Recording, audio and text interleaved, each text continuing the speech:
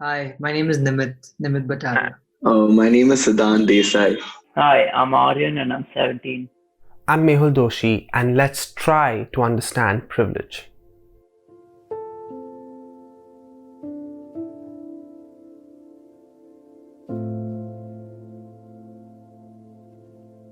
A few weeks ago, I got to speak to these incredible people who've had just such a beautiful lockdown story. They've spent days volunteering for the migrant laborers who've been desperately trying to get back home. I mean, they've been stepping out amidst a crowd of absolutely unknown people when we wouldn't even step out of our homes to meet the people that we care about. So, I tried imagining what it must have been like, but it's just better if you hear it from them. So the lockdown for me has been quite an eye opener, to be honest. In the starting, like in the initial lockdown, I was generally wasting my time and not really being that productive. But after the first lockdown, we started distributing food to migrant workers, and now we've started a new project of distributing food to the frontliners and COVID patients. And that's just been a beautiful experience for me. And I would like to say it's changed me a lot. So the first day I actually went to the station was just because everyone was going. I really didn't have a lot of expectations. I thought it would be just like 10, 15 of us. They work from SRLC, just giving pay plus to about 150, 200 migrant workers. I didn't expect anything much.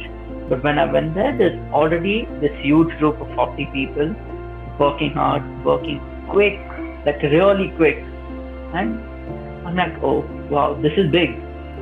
So when I went there, immediately we get into work. And those 40 people weren't from our organization. They were from another organization. And the best part was no one was from the same caste. Like we weren't, they weren't. They were all Muslims, we were all Gujaratis. And then there was Sikhs, there were South Indians, there was everyone, but everyone was working together just to serve God. Like it's magical. It actually really touches you when you go there. But words actually can't explain it. But it's just beautiful. Remember the time when you were 12 years old and all you wanted in the entire world was to be able to go onto platform 9 and 3 quarters and board the Hogwarts Express? Except that now you're there on the platform and all you can see is desperate migrant workers trying to board a train to be able to go back to their village just to be able to sleep under a roof.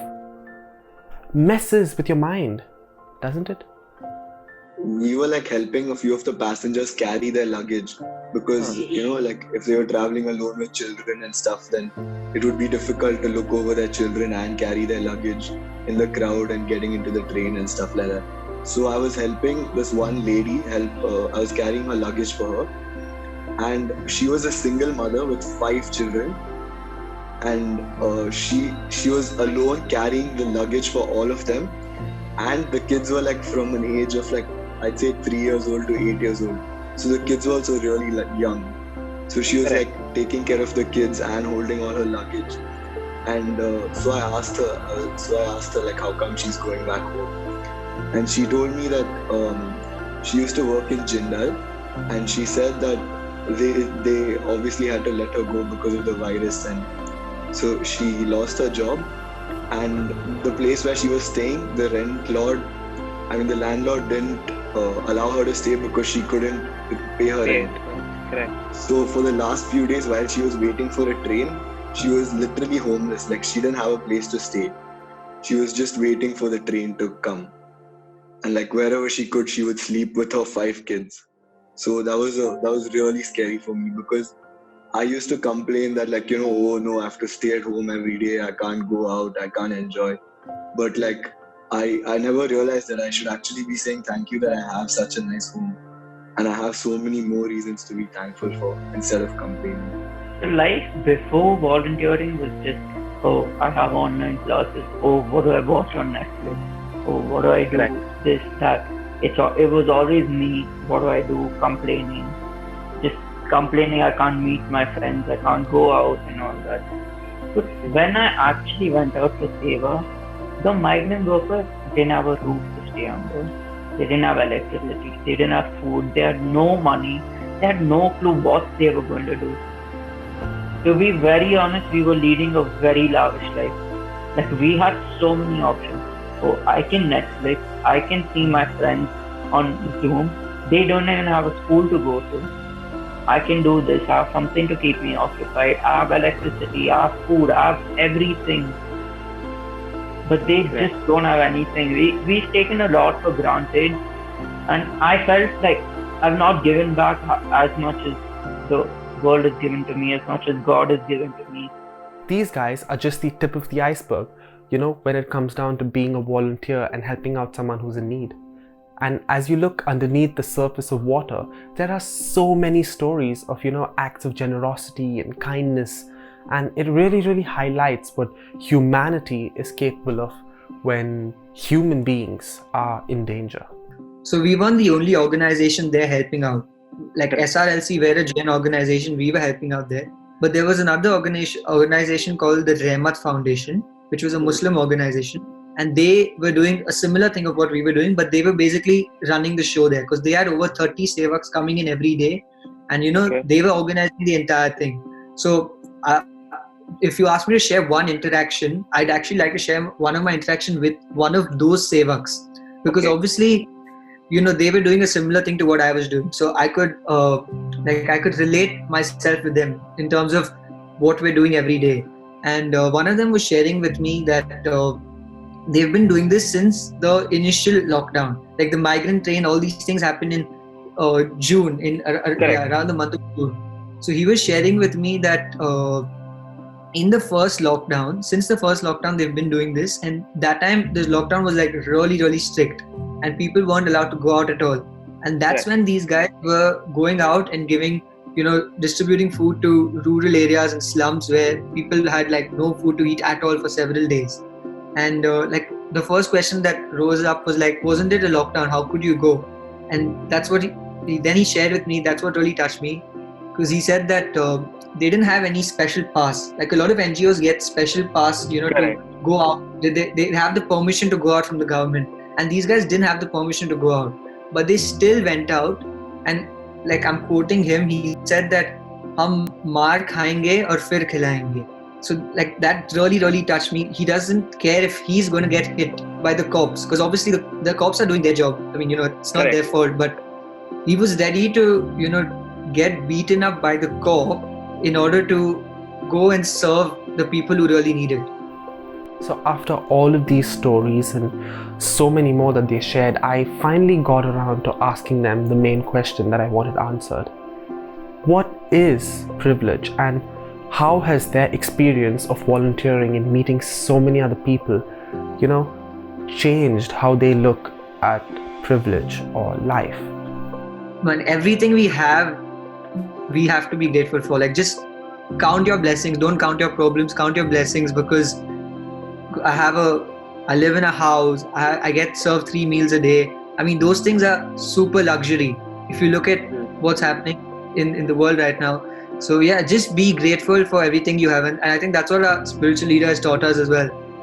Just be grateful for everything that you have. And what you have is not only yours. If you have more than someone else, then it's your responsibility to extend yourself. That's just how humanity is. And yeah, I think it's just this entire lockdown has reinforced that feeling because of the helplessness that I've seen in the faces who we've gone out to serve.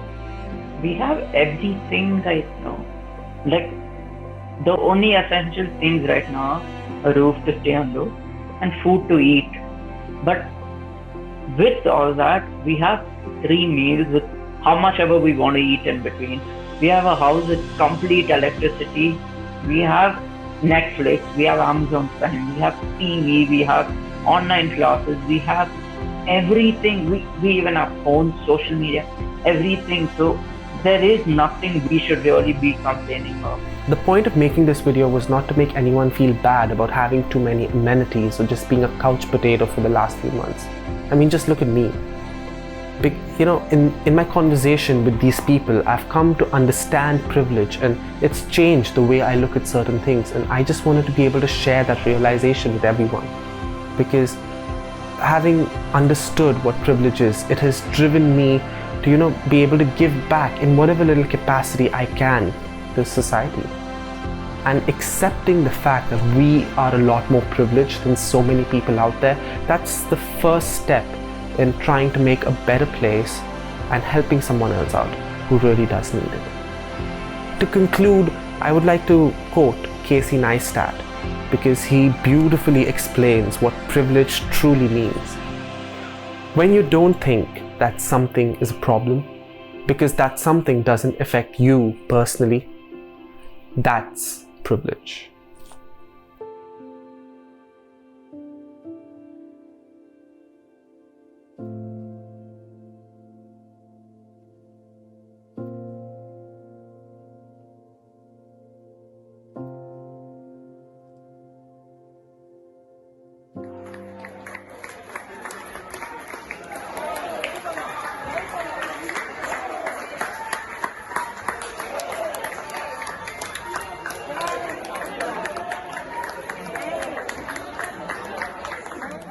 SRLC and so many other organizations have been working so hard during the last few months, especially to help those who've been really affected by COVID-19.